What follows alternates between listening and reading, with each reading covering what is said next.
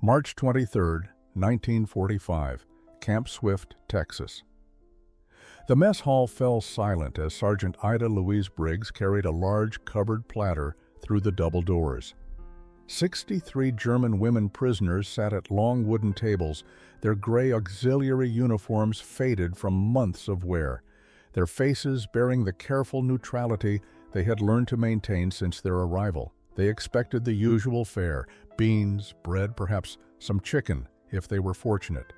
What they did not expect was what Sergeant Briggs uncovered with a flourish that would change everything they believed about their captors. The cake sat on a white ceramic platter, its layers impossibly red against the cream-colored frosting. Not brown like the dark rye bread they remembered from home, not the pale yellow of rationed sponge cake from before the war. This was crimson, the color of fresh blood, of roses, of nothing any of them had ever seen on a dining table. 24-year-old Elfriede Zimmermann felt her breath catch in her throat. She had been a document specialist in Dresden, had processed hundreds of supply requisitions, had seen inventory lists from across occupied Europe. Never once had she encountered anything that suggested food could be this color. Beside her, 19-year-old Dorothea Werner gripped the edge of the table, her knuckles white. The young signals operator from Cologne had spent 3 years of war believing that Americans were cruel, wasteful, and morally corrupt. Yet here was proof of something she could not reconcile with that belief.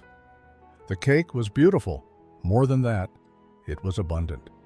Layer upon layer of deep red sponge separated by thick white frosting, the whole thing large enough to feed every woman in the hall with slices to spare.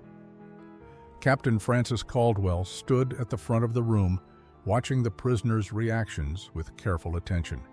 She had been camp administrator for 4 months and had learned to read the subtle shifts in these women's expressions. What she saw now was not hunger, though they were certainly hungry. What she saw was confusion so profound it bordered on pain. Sergeant Briggs began cutting the cake with a large knife, each slice revealing the shocking interior, 3 distinct layers of red separated by white, the contrast so vivid it seemed almost artificial. She placed the first slice on a plate and handed it to Brunhilde Meyer, the medical orderly who sat nearest the serving station. Hilda stared at the plate as if it might disappear if she blinked. Across the hall, Hedwig Kraus whispered in German to the woman beside her, "Is it real? The color? Is it real?" No one answered because no one knew. They had been taught that Americans were suffering just as Germans were suffering, that the war had brought deprivation to everyone equally. This cake, with its impossible color and its generous portions, suggested something different entirely. It suggested that everything they had been told might be a lie. 6 months earlier, on a cold November morning in 1944, 3 military transport trucks had rolled through the gates of Camp Swift, carrying the first group of female German prisoners to be housed at the Texas facility.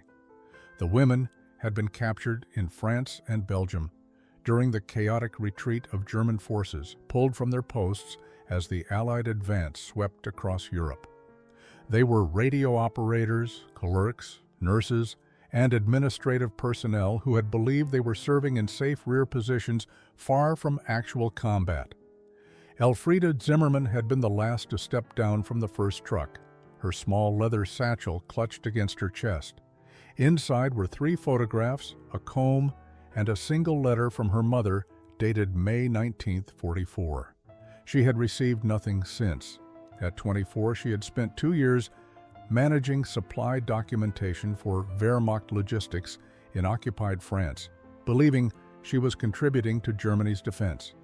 Now she stood in the Texas dust, surrounded by armed American soldiers, trying to understand how her world had collapsed so completely. The camp itself was smaller than the massive POW facilities housing German men elsewhere in Texas. A cluster of wooden barracks surrounded by barbed wire, guard towers at each corner, and a central mess hall that looked newer than the other buildings. Captain Francis Caldwell had greeted them with a brief speech delivered through an interpreter, her tone professional but not unkind. The women would be housed separately from male prisoners. They would follow camp regulations. They would be treated in accordance with the Geneva Convention. Dorothea Werner, standing beside Elfriede, had translated the captain's words for those whose English was weaker.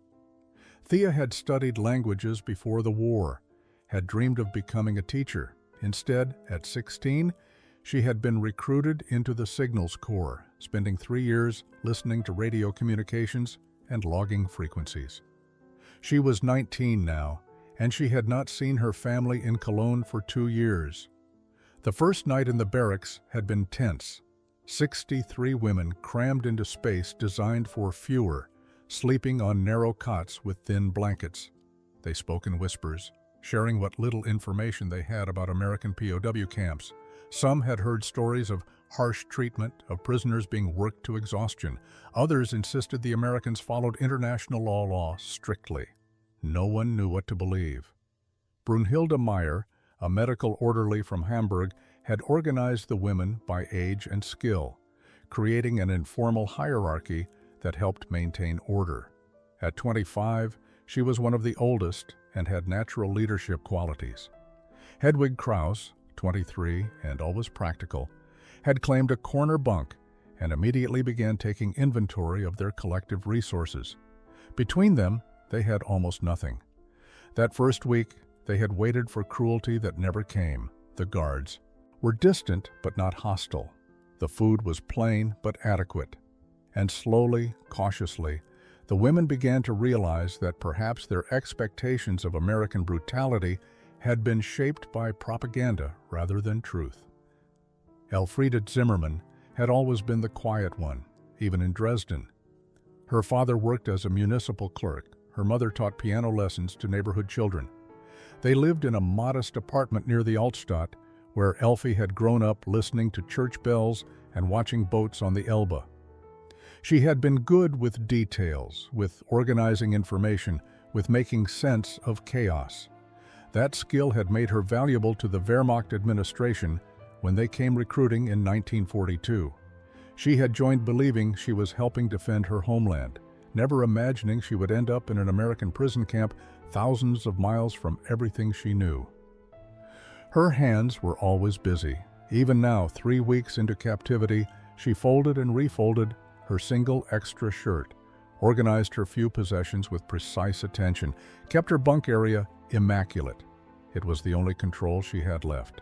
She wore her dark blonde hair pinned back severely, her gray uniform always buttoned to the collar despite the Texas heat.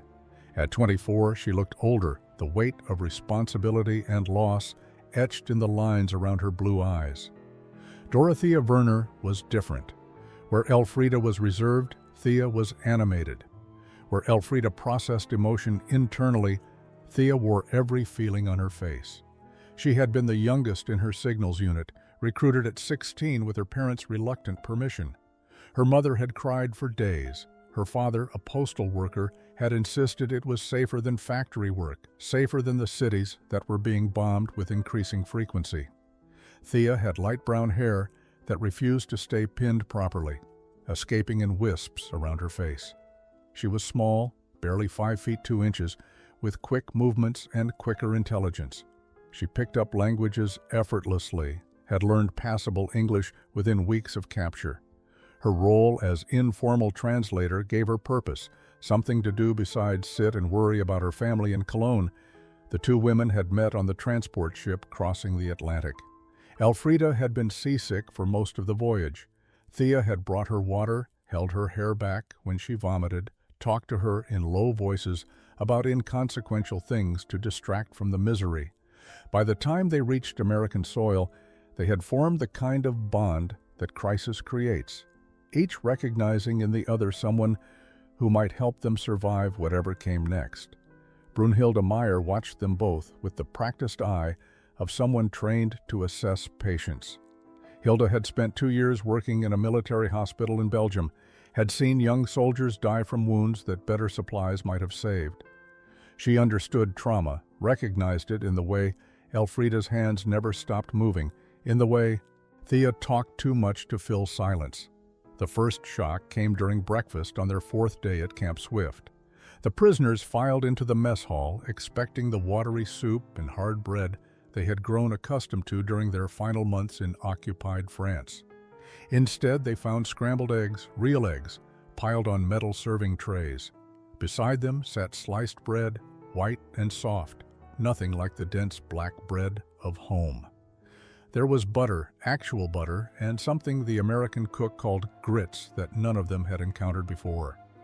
Elfrida stood in the serving line, her metal tray extended, watching as a large man in a stained apron scooped generous portions onto her plate. She wanted to tell him it was too much, that she could not possibly eat all of this, but her English was limited and her voice stuck in her throat.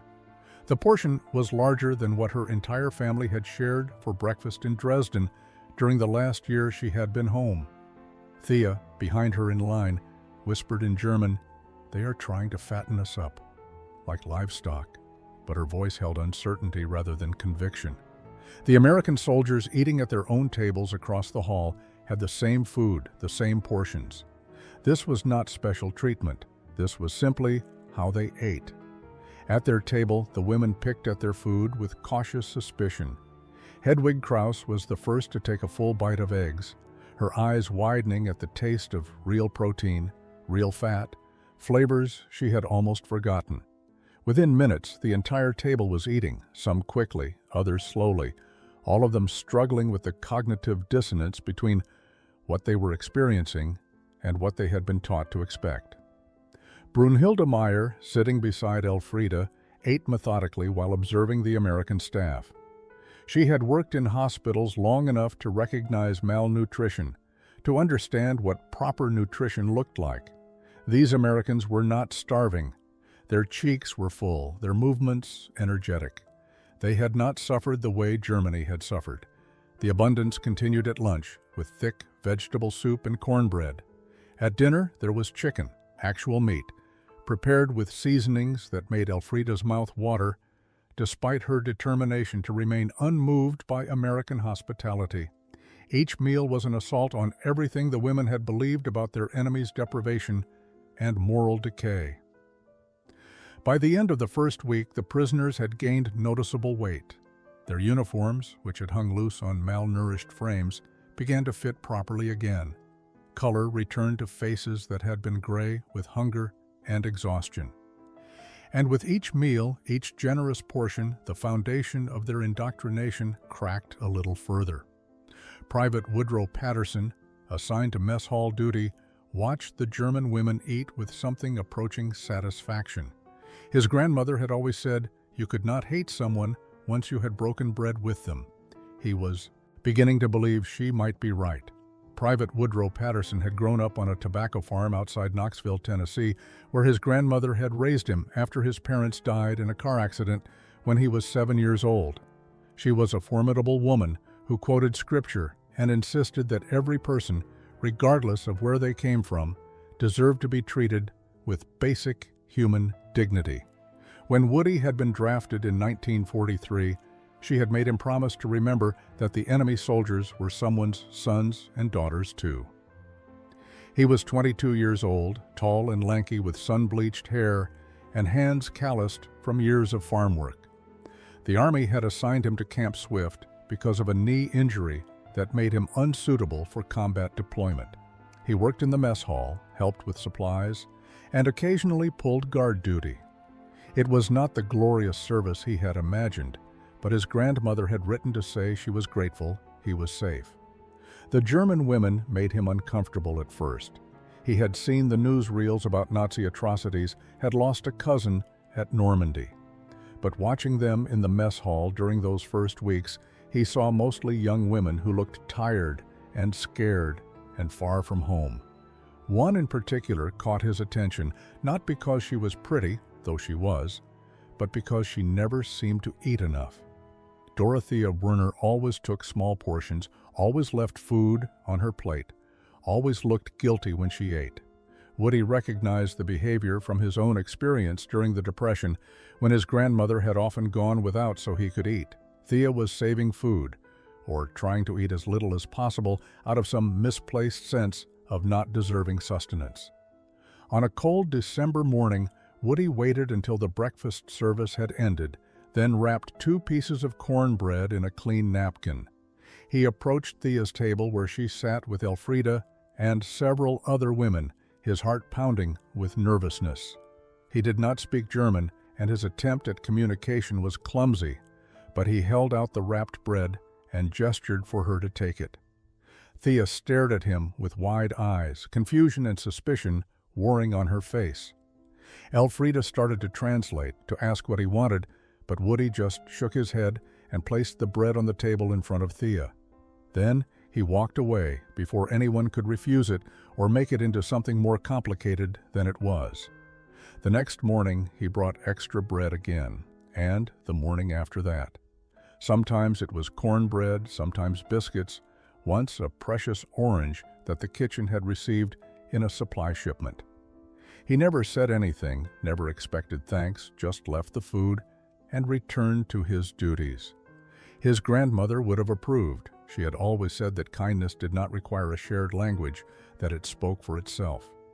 Other guards noticed and began their own small gestures. Extra blankets appeared on bunks during cold nights. A guard named Patterson brought English newspapers to the compound library. Sergeant Mitchell started teaching basic English phrases during evening recreation time. The atmosphere in Camp Swift began to shift from pure captivity towards something more complex, something that none of them quite knew how to name. December brought cold fronts that swept across the Texas plains, temperatures dropping to near freezing at night.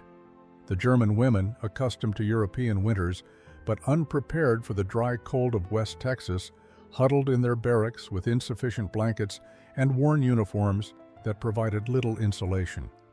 Captain Frances Caldwell noticed and requisitioned additional supplies, arguing with her superiors that the Geneva Convention required adequate heating and bedding regardless of the prisoner's nationality. Elfrida had stopped being surprised by these small mercies. Each one chipped away at the certainty she had once held about American cruelty. She found herself watching Captain Caldwell during daily inspections, studying the way the American officer spoke to her subordinates with respect, the way she addressed the prisoners with firm but fair authority. This was not the behavior of a morally corrupt enemy. This was leadership that reminded Elfrida uncomfortably of the better officers she had known in the Wehrmacht, the ones who had cared about the people under their command. The approaching Christmas holiday created tension throughout the camp. Some of the German women wanted to ignore it entirely, feeling that celebration was inappropriate for prisoners far from home. Others, particularly the younger ones like Thea, yearned for some acknowledgement of the season, some connection to the traditions that had once given their lives meaning and structure. Captain Caldwell wrestled with the decision for days. Local communities had complained about the camp being too lenient with enemy prisoners. Some American soldiers stationed at Swift felt that Germans did not deserve holiday considerations while American troops were still fighting in the Pacific. But Caldwell had seen enough of war to know that dehumanizing the enemy only created more hatred, more violence, more reasons for future conflicts. She announced her decision during morning assembly on December 15th. There would be a modest Christmas celebration. The prisoners could create decorations from available materials. There would be a special meal on Christmas Eve. Religious services would be permitted for those who wished to attend. Her words were translated by Thea, whose voice carried a tremor of emotion that betrayed her relief. The German women threw themselves into preparations with an enthusiasm that surprised everyone. Hedwig Krause, who had been a school teacher before the war, organized groups to create paper decorations. They cut snowflakes from scrap paper, folded origami stars from pages of old German newspapers, fashioned a small tree from pine branches that one of the guards brought from outside the camp. The activity gave them purpose, something to focus on besides their uncertain futures. Brunhilde Meyer helped organize a small choir, gathering women who could carry a tune and teaching them traditional carols. They practiced during evening recreation hours, their voices blending in harmonies that drifted across the compound. American guards would pause in their duties to listen, some recognizing melodies that transcended language and nationality. Elfriede found herself drawn into the preparations despite her initial resistance. She helped with decorations, contributed her clear soprano to the choir, and slowly allowed herself to feel something approaching hope. Perhaps she thought there was still goodness in the world. Perhaps not everything had been destroyed by the war. December 24th, 1944, dawned clear and cold. Frost covered the ground outside the barracks, and the German women woke to find that someone had hung evergreen boughs along the exterior walls of their compound during the night. The scent of pine drifted through the air, sharp and clean, carrying memories of Christmases past, when the world had been different and war had seemed like something that happened to other people in other times. The mess hall had been transformed. Paper snowflakes hung from the ceiling, creating a canopy of white against the dark rafters. The small pine tree stood in the corner, decorated with handmade ornaments and strings of popcorn that American soldiers had contributed. Someone had found red ribbon, though where it came from remained a mystery, and it was draped along the serving counter in festive loops. Captain Caldwell had arranged for religious services in the morning, a brief ceremony led by a German-speaking chaplain from a nearby Army base. The women sang hymns in their native language, voices strong and clear, singing about peace on earth and goodwill toward men. Some cried, some simply closed their eyes and let the familiar words wash over them. Elfriede stood between Thea and Hilda, her hands clasped tightly, remembering Christmas services in Dresden when her mother would play piano for the church choir. But the true surprise came in the evening. The women filed into the mess hall for dinner, expecting a slightly better version of their usual fare. Instead, they found tables set with real plates instead of metal trays, cloth napkins that had been borrowed from somewhere, and centerpieces made from pine boughs and red ribbon. The American staff stood along the walls, dressed in their best uniforms, watching the prisoners with expressions that mixed pride and anticipation. Sergeant Ida Louise Briggs emerged from the kitchen carrying the first platter, roasted turkey, golden brown, and glistening with butter. Another server followed with mashed potatoes, then green beans, then rolls that were still warm from the oven. The women sat in stunned silence as plate after plate appeared, more food than they had seen in one place in years. This was not a modest improvement over regular rations. This was abundance that seemed almost obscene in its generosity. Thea began to cry quietly, tears streaming down her face as she stared at the food. She was not alone. Around the room, women wept openly, overwhelmed by the cognitive dissonance between what they were experiencing and what they had believed about their captors. This was the enemy. These were the people they had been taught to hate and fear, yet here they sat at tables laden with food, prepared by hands that showed them more kindness than their own country had offered in the final desperate years of the war. Private Woody Patterson stood near the kitchen door, watching Thea cry. His grandmother had written to him that morning, her letter full of prayers for peace and hope that someday the world would learn to see past its divisions. Standing here now, watching German prisoners weep over an American Christmas dinner, he thought perhaps his grandmother was wiser than he had ever realized. The meal had been consumed slowly, reverently, each woman savoring flavors and textures that belonged to a world before deprivation, and hunger had become normal. They had eaten turkey and potatoes and vegetables until their shrunken stomachs protested. Some had eaten past comfort, driven by primal fear that such abundance might never come again. Now they sat in satisfied exhaustion, the emotional weight of the evening settling over them like a blanket. Captain Caldwell stood to make a brief speech, her words translated by Thea, whose voice had regained its composure. The captain spoke about peace, about the hope that someday former enemies might become friends, about the shared humanity that existed beneath the uniforms and flags and national allegiances. Her words were met with solemn nods from the German women, some of whom were beginning to understand that their indoctrination had been built on lies. Then, Sergeant Ida Louise Briggs returned from the kitchen. The large black woman moved with confident grace, her white apron spotless despite hours of cooking. She carried a covered platter, and as she walked through the mess hall toward the serving counter, a hush fell over the room. Everyone sensed that something significant was about to happen, though no one could have guessed what. Sergeant Briggs set the platter down with ceremonial care. She looked out at the assembled German women, then at Captain Caldwell, then back at the prisoners. With a smile that transformed her round face into something luminous, she lifted the cover. The collective gasp that followed was instantaneous and visceral. The cake sat before them in impossible glory. 3 layers of deep crimson sponge, each separated by thick cream cheese frosting that gleamed white under the mess hall lights. The color was so vivid, so unexpected, so completely outside anything they had experienced during years of rationed existence that for a long moment no one could speak.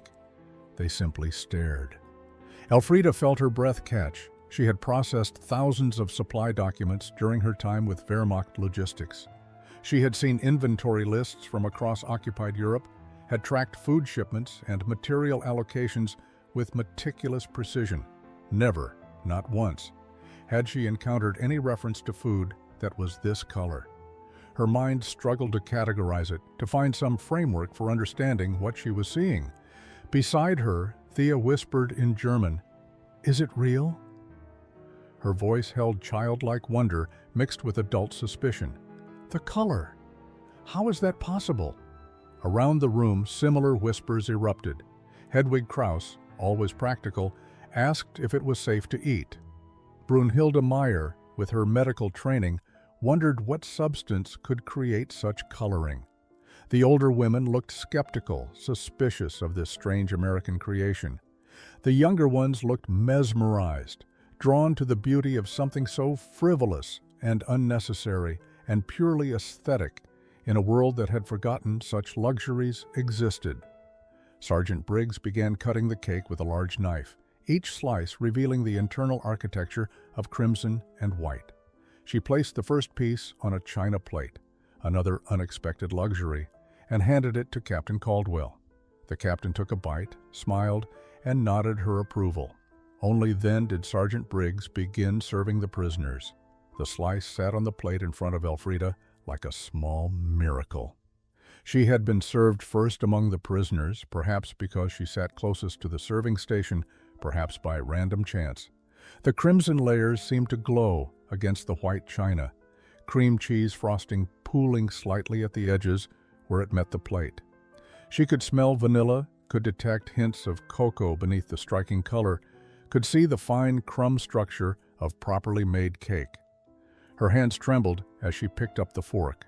Around her, other women were receiving their own slices, each one identical in its generous portion, each one representing abundance so foreign to their experience that it seemed almost obscene. Thea beside her had not yet touched her fork, simply staring at her plate with an expression that mixed wonder and something approaching grief. Elfrida took the first bite. The texture was impossibly light, tender in a way that rationed, wartime baking could never achieve. Real butter, real sugar, real eggs, all combined in proportions that spoke of a nation that had never known true deprivation. The cream cheese frosting melted on her tongue, sweet and rich, and completely unnecessary for survival, which somehow made it more precious than any practical food could ever be. She began to cry. The tears came suddenly, unexpectedly spilling down her cheeks before she could stop them. She was not a woman who cried easily. She had maintained her composure through capture, through transport across the Atlantic, through months of imprisonment. But this cake, this ridiculous, beautiful cake, broke something inside her that had been holding firm against reality. She thought of her mother in Dresden, if her mother was still alive, if there was still a Dresden to return to. She thought of the last Christmas before the war, when her family had scraped together enough ingredients for a simple stollen, how proud her mother had been of that modest achievement. She thought of the years since then, the steady degradation of quality and quantity, the way hunger had become so normal that they had stopped noticing it until it was too late. This cake represented everything Germany had lost. Not just the material abundance, though that was part of it, but the luxury of creating something purely for beauty and pleasure, the freedom to waste resources on unnecessary color, on decoration, on joy for its own sake. German wartime baking had been about survival, about stretching rations, about making do.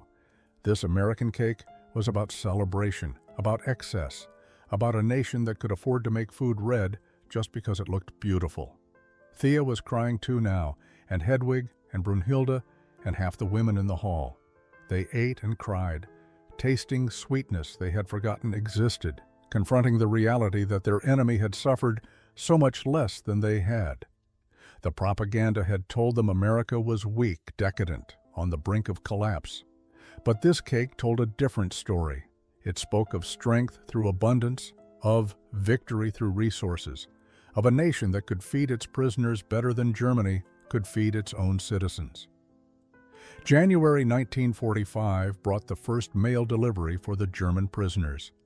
The International Red Cross had been working to establish communication channels between POWs and their families in occupied Germany, and after months of bureaucratic processing, letters began arriving at Camp Swift. Not many at first, just a handful for the most fortunate women whose families had survived and somehow managed to get messages through the chaos of the collapsing Reich. Elfriede received nothing. She had written 3 letters to her parents in Dresden through the Red Cross system, carefully worded messages that said little of substance but conveyed that she was alive and well. She had received no response. With each mail delivery that passed without her name being called, the knot of dread in her stomach tightened. Silence from Dresden could mean many things, most of them terrible. Thea received a letter from her aunt in a village outside Cologne. Her parents and younger brother had evacuated the city months earlier when the bombing intensified. They were alive but struggling. Food was scarce. Fuel was nearly impossible to obtain. Her brother had been conscripted at 16 and was somewhere on the Eastern Front. Her aunt wrote in careful language that suggested things were far worse than the censored words indicated. The letter was dated November, and Thea understood that conditions had likely deteriorated significantly since then. Brunhilde Meyer's letter came from a cousin who worked as a nurse in Berlin. The news was devastating. Hamburg, where Hilda's family lived, had been virtually destroyed by Allied bombing raids. Her parents were confirmed dead, killed in the firestorms that had consumed entire neighborhoods. Her younger sister's fate was unknown. The cousin wrote with professional detachment that barely concealed her own trauma, describing hospitals overwhelmed with casualties, orphanages filled with children who had no one left, a city that barely functioned as anything recognizable as civilization. The letters painted a picture of Germany that contradicted everything the women had believed during their service. They had been told that the home front was strong, that civilians were resilient, that Germany was winning the war through superior will and determination. Instead, they learned of starvation, of cities in ruins, of a population pushed beyond endurance. The contrast with their own situation at Camp Swift, where they ate regular meals and slept in heated barracks, was stark and painful. Hedwig Krauss, who had received no letter but had read others that were shared among the prisoners, sat in the barracks one evening and voiced what many were thinking. "We are eating better here as prisoners than our families are eating at home as citizens. What does that say about our country? What does that say about what we were fighting for?" The question hung in the air unanswered. They were beginning to understand that they had been on the wrong side, not just militarily, but morally. That their service, however well-intentioned, had supported a regime that cared more about ideology than about the welfare of its own people. The revelation was crushing. April brought spring to Texas and horror from Europe. As Allied forces advanced into Germany, reports began filtering back about what they were discovering. The American newspapers that Sergeant Mitchell brought to the camp library carried front-page stories with headlines that seemed too terrible to be true. Photographs accompanied the articles, grainy black and white images that showed scenes from places called Buchenwald, Dachau, Bergen-Belsen.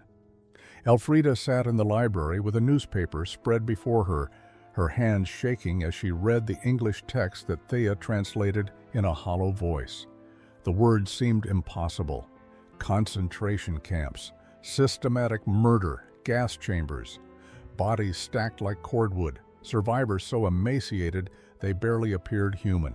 The scale of it, the industrial efficiency of it, the deliberate cruelty of it, all described in matter-of-fact, journalistic language that made it somehow more real and more horrifying.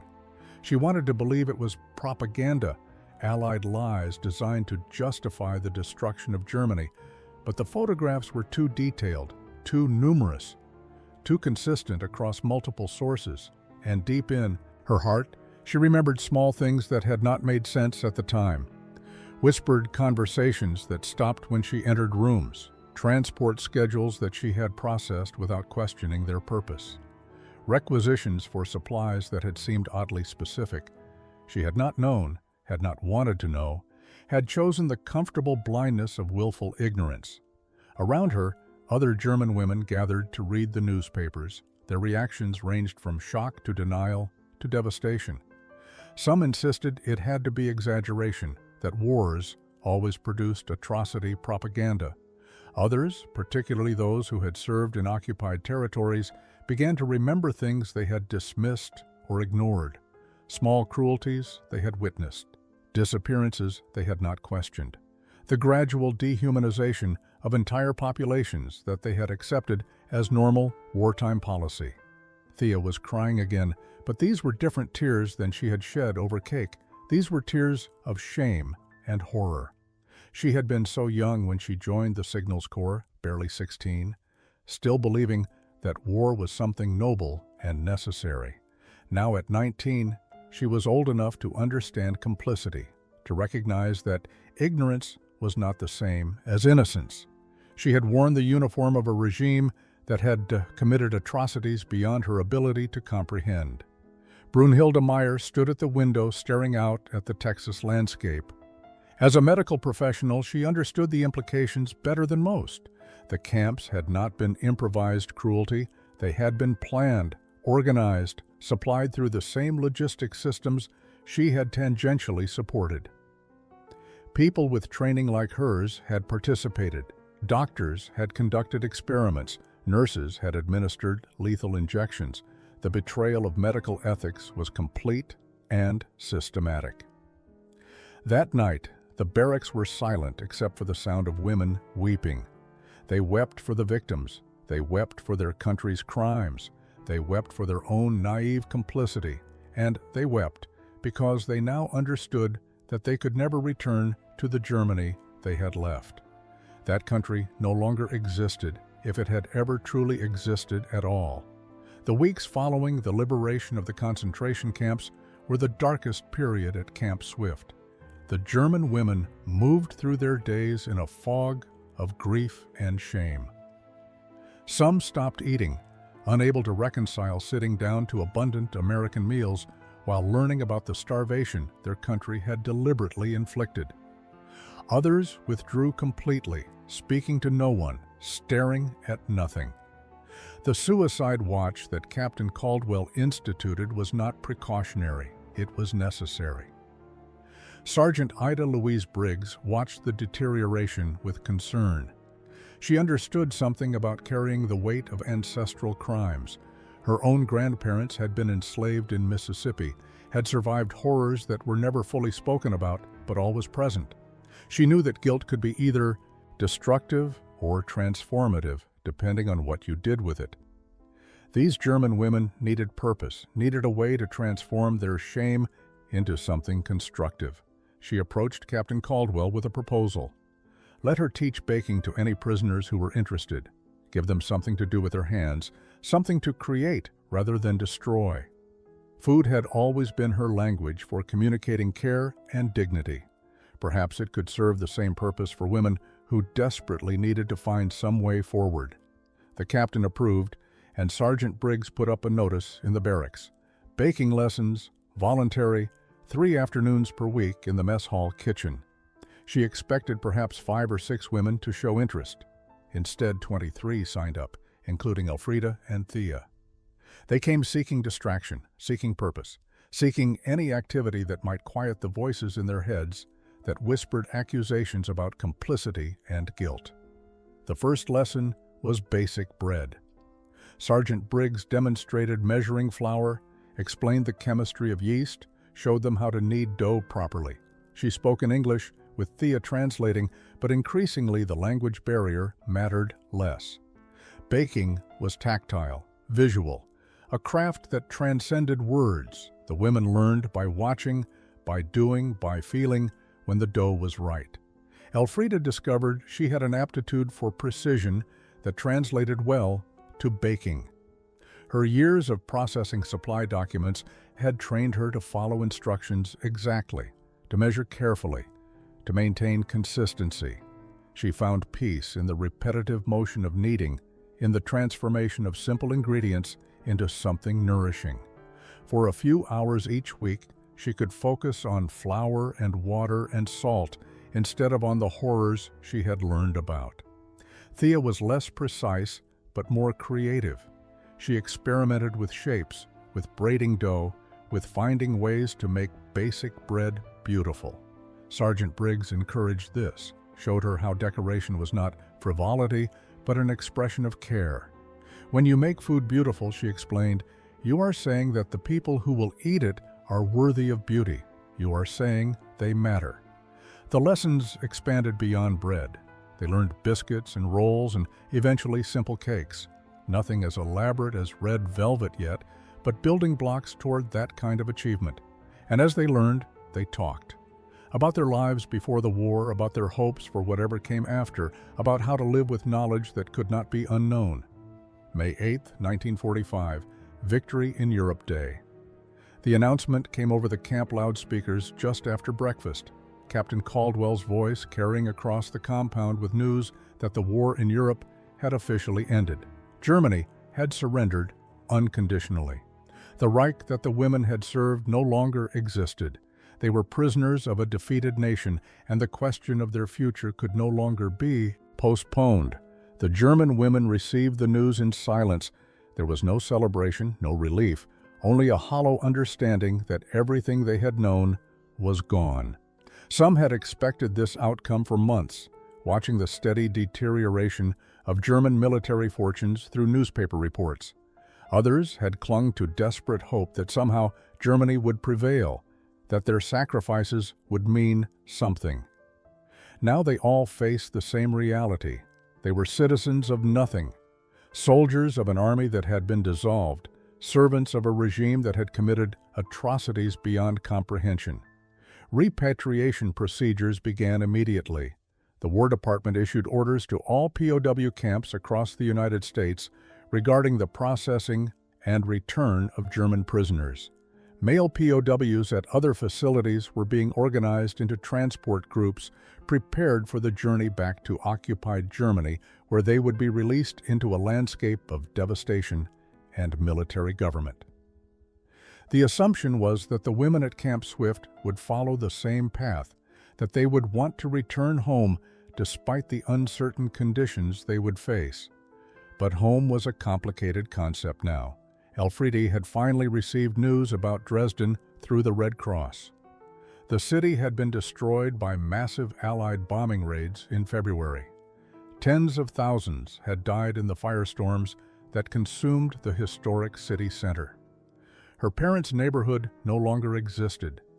Whether her mother and father had survived was unknown. The Red Cross report was clinical in its devastation, listing casualty estimates and describing refugee movements without offering hope or comfort. Thea's family was alive, but displaced. Her parents had fled Cologne to stay with relatives in rural Bavaria. Her brother had surrendered to American forces on the Western Front and was in a POW camp somewhere in France. Her aunt's latest letter painted a grim picture of post-war Germany. Cities in ruins, transportation systems destroyed, food scarce, currency worthless, the black market, the only functioning economy. The other women faced similar situations. Brunhilde Meyer had no family left to return to. Hedwig Krause's parents were alive but elderly and living in the Soviet occupation zone, which seemed increasingly hostile and isolated. Throughout the barracks, conversations turned to the same question over and over. What were they returning to? What did Germany even mean anymore? They discussed it late into the nights, lying in their bunks, speaking in low voices about fears and uncertainties. Some felt duty-bound to return, to help rebuild their country no matter how difficult the circumstances. Others felt that Germany had betrayed them so completely that they owed it nothing. A few began to voice what had been unthinkable months earlier. What if they did not return at all? What if they found a way to stay in America, to start completely new lives far from the ruins of everything they had known? May 23, 1945. Captain Caldwell called a general assembly for all German prisoners to announce official repatriation procedures. The women gathered in the mess hall, 63 faces reflecting months of transformation and weeks of agonizing contemplation.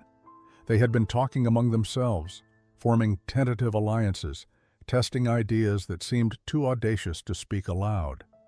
Now they would learn the timeline for their return to Germany, and some of them had decided they could not remain silent about their desires. Captain Caldwell stood at the front of the hall with official documents from the War Department. Her expression was professional but not unkind as she began to speak, her words translated by Thea, whose voice carried only the slightest tremor. Transportation would be arranged within 3 weeks. They would be processed through displaced persons camps in Europe before being released to return to whatever remained of their homes. The procedures were clearly defined, the bureaucracy well organized, the assumption being that all prisoners would naturally want to return to their homeland now that the war had ended. What Captain Caldwell did not expect was what happened next. Elfriede Zimmermann stood slowly, her hands visibly shaking despite her attempt to project calm authority. She had been chosen as spokesperson for a group that had met secretly over the past 2 weeks, women who had reached a conclusion that seemed insane and yet felt like the only rational choice available. In careful English that she had practiced repeatedly, she addressed the captain directly. "Captain Caldwell, may I speak for some of us?" Her voice was steady despite her racing heart. Permission was granted with a puzzled nod. Elfriede looked around at her fellow prisoners before continuing. "We have been talking among ourselves for many days. Some of us do not wish to return to Germany immediately. We would like to request permission to remain in the United States if such a thing is possible." The words hung in the air like something tangible and shocking. American guards exchanged confused glances. Some of the German women who had not been part of these discussions looked horrified at the suggestion. Captain Caldwell stood frozen, temporarily speechless, trying to process a request that had no precedent in her military experience. Prisoners of war did not ask to remain in captivity. They did not voluntarily choose to stay with their enemies rather than return to freedom in their own countries. Dorothea Werner stood next, followed by Brunhilde Meyer, then Hedwig Krause, then 11 other women. 15 in total, they formed a small group within the larger assembly, their decision clearly made after long deliberation. Thea spoke in halting English, her words carrying the weight of impossible choices and desperate hope. "Captain, we know what we are asking is very unusual, but Germany is not our home anymore. The Germany we served, we discovered. It was not the Germany we believed in," Elfriede continued, her voice gaining strength. "Here we have learned what it means to be treated with dignity even as enemies. We have seen kindness where we expected cruelty. We have been given the chance to work, to contribute, to become better people than we were when we arrived." The mess hall erupted in heated German conversations as soon as Captain Caldwell dismissed the assembly to consider the unprecedented request. Women who had lived together for months suddenly found themselves divided by an invisible line that separated those who would stay from those who would go. The debate was passionate, painful, and revealed fundamental differences in how they understood duty, identity, and redemption. Martha Schneider, a 32-year-old former administrative supervisor from Munich, stood to voice what many of the older prisoners were thinking. This is cowardice disguised as principle. Germany is defeated, yes. Germany has committed terrible crimes, yes. But that is exactly when Germany needs us most. Running away to America because life is easier here is abandoning our responsibility to help rebuild what was destroyed. Elfriede listened with respect but did not waver in her conviction. She understood Marta's argument, had made it to herself countless times during sleepless nights. I am not running from responsibility. I am accepting a different responsibility. If I return to Germany, I will be one more hungry mouth in a destroyed country. Here, I can work, I can contribute, I can show through my life that Germans are capable of change and growth. The debate continued for hours, first in the mess hall and then in smaller groups throughout the barracks. Some arguments were practical. Those who wanted to stay pointed out that they had no homes to return to, no families waiting, no prospects in a destroyed economy. Those who wanted to leave argued that family was more than just parents or siblings, that the German people as a whole were their family and needed every able person to help rebuild. Other arguments were philosophical. Hedwig Krauss, who had decided to stay, spoke about the impossibility of serving a country whose values she no longer recognized. I wore the uniform believing I was defending civilization. I learned that I was defending barbarity. I cannot pretend that did not happen. I cannot go back and live among people who will expect me to simply forget what our country did. But Greta Hoffmann, a 26-year-old who had decided to return, countered with equal passion. The people who committed those atrocities were a minority. Most Germans did not know, just as we did not know. Are we going to abandon an entire nation because of the crimes of its leadership? Are we going to let the Allied occupiers decide what Germany becomes without any input from Germans who have learned from this catastrophe? Private Woody Patterson, listening from his post near the door, was struck by the complexity of their dilemma. He had initially assumed that freedom was always preferable to captivity, that anyone given the choice would naturally choose to go home. Now he understood that these women were not choosing between freedom and captivity. They were choosing between two different kinds of exile, two different forms of belonging, two different visions of who they could become. The final count stabilized at 15 women who wished to stay and 48 who would accept repatriation. Captain Caldwell's urgent message to Washington received a response within a week, faster than anyone had expected. The War Department would not prevent voluntary repatriation of any prisoner who wished to return immediately. However, given the unusual circumstances and the ongoing chaos in occupied Germany, those who wished to remain could be reclassified as displaced persons and processed for potential immigration status under existing refugee provisions. It was a bureaucratic solution to an unprecedented problem, and it opened possibilities that none of the women had dared to imagine. But the decision came with significant conditions. The women would no longer be prisoners of war, which meant they would no longer be guaranteed housing and support at Camp Swift. They would need to find American sponsors willing to vouch for them, secure employment to support themselves, and locate housing in communities willing to accept former enemy nationals. It was in many ways a more daunting prospect than simply returning to Germany and facing whatever they found there. The announcement caused 3 of the 15 women who had initially requested to stay to reconsider. The uncertainty was too great, the barriers too high, the possibility of failure too real. They chose repatriation instead, deciding that familiar devastation was preferable to unknown challenges. But 12 women, led by Elfrida and Thea, chose to accept the risk. They would stay and build new lives in America or die trying. The process of finding sponsors proved surprisingly manageable. Word of the German women's unprecedented request had spread beyond Camp Swift to nearby communities. Local newspapers had picked up the story, some treating it as a curiosity, others as an inspiring tale of redemption and second chances. Church groups, civic organizations, and individual families began reaching out to camp officials offering assistance. The Henderson family from Austin contacted Captain Caldwell within days of the announcement. Thomas Henderson was a professor of languages at the University of Texas. His wife, Margaret, taught high school. They had followed the story of the Camp Swift prisoners with interest and were moved by Elfrida's obvious intelligence and her rapid mastery of English.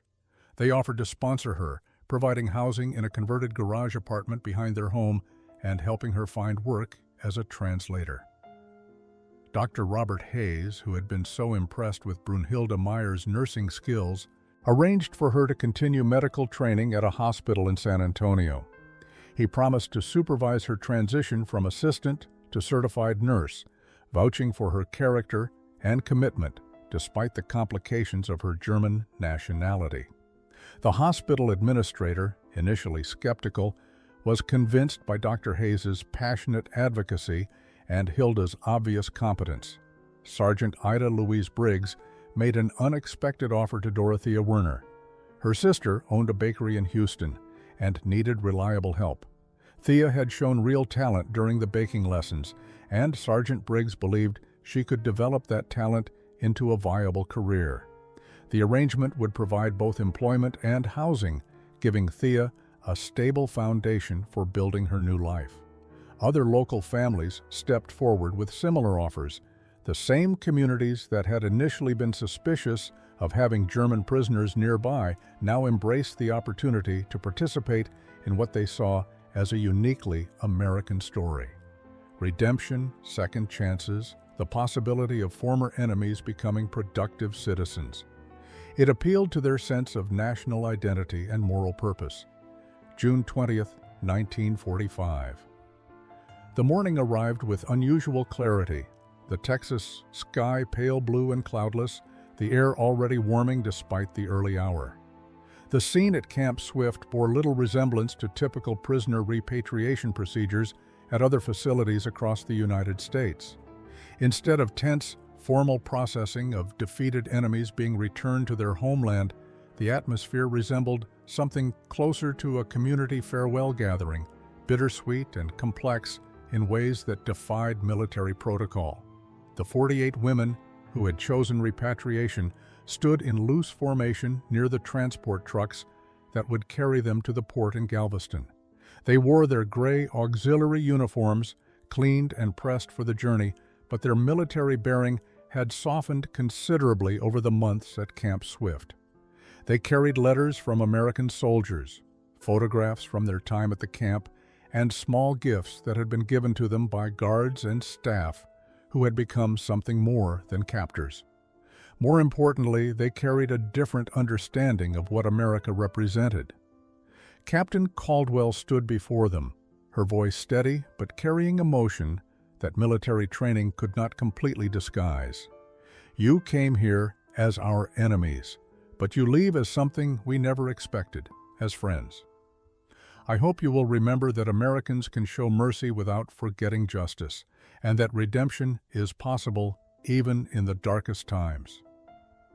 Elfrida, now serving as unofficial spokesperson for those remaining, stood to respond. Her English had become fluent and confident over the months, losing much of its hesitant quality.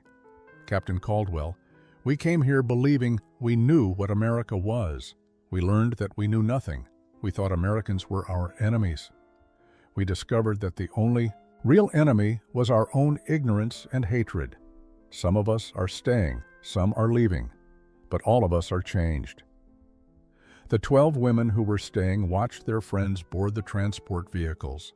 Tears were shed on both sides embraces exchanged between women who had supported each other through months of captivity and transformation.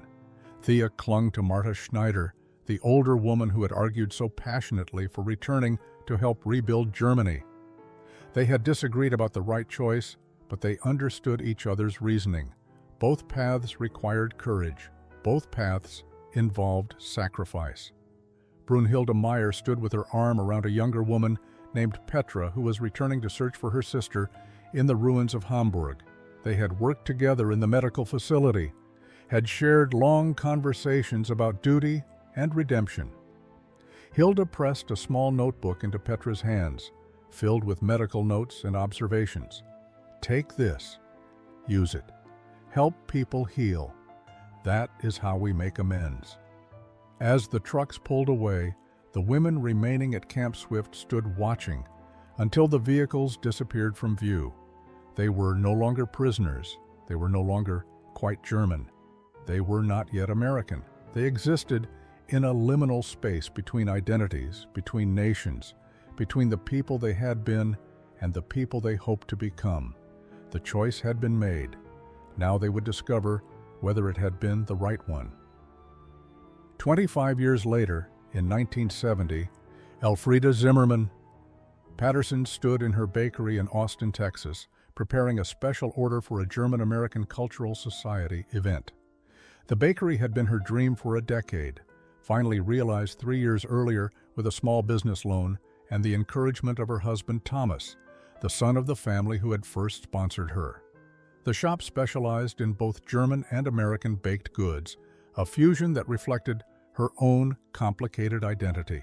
She was 50 years old now, her dark blonde hair showing distinguished threads of gray, her English flawless except for the slight accent that would never quite disappear. She had 2 children, both born in America, both growing up with stories about their mother's journey from enemy prisoner to citizen. They knew about the red velvet cake, about the kindness of strangers, about the difficulty of choosing between 2 homelands. Today she was making red velvet cake for the Cultural Society dinner where she had been invited to speak about reconciliation and the immigrant experience. As she measured cocoa powder and red food coloring, her hands moving with the practiced efficiency of decades of baking, she thought about how much had changed and how much had stayed the same. Dorothea Werner owned a successful bakery in Houston, her business thriving in a city that had embraced her talent and work ethic. Brunhilde Meyer had become Dr. Brunhilde Meyer, a respected nurse administrator who had returned to Germany in the 1960s as part of a medical exchange program. She had written to Elfriede describing a country transformed, rebuilt, not just in infrastructure, but in values, committed to democracy and human rights in ways that would have seemed impossible in 1945. The women who had chosen repatriation had played their own crucial roles in Germany's reconstruction. Several had become leaders in German-American friendship societies, working to strengthen bonds between former enemies. Their stories of American kindness had helped convince other Germans that reconciliation was possible, that former adversaries could become genuine partners. As Elfriede assembled the cake layers, spreading cream cheese frosting between the crimson sponge, she reflected on the moment that had changed everything. That Christmas evening in 1944, when Sergeant Ida Louise Briggs had presented an impossible color on a plate. The cake had been more than dessert. It had been a message about abundance versus scarcity, kindness versus cruelty, the possibility of beauty in a world that had forgotten such things mattered. She had learned that home was not just geography or language or shared history. Home was where you chose to build a life that honored the best in human nature rather than the worst. It was where you found people willing to see past your mistakes to recognize your potential for growth. It was where you could transform shame into purpose, guilt into contribution, the weight of the past into hope for the future. The red velvet cake sat finished on the counter, layers of crimson and white, exactly as she remembered from that transformative night 25 years earlier.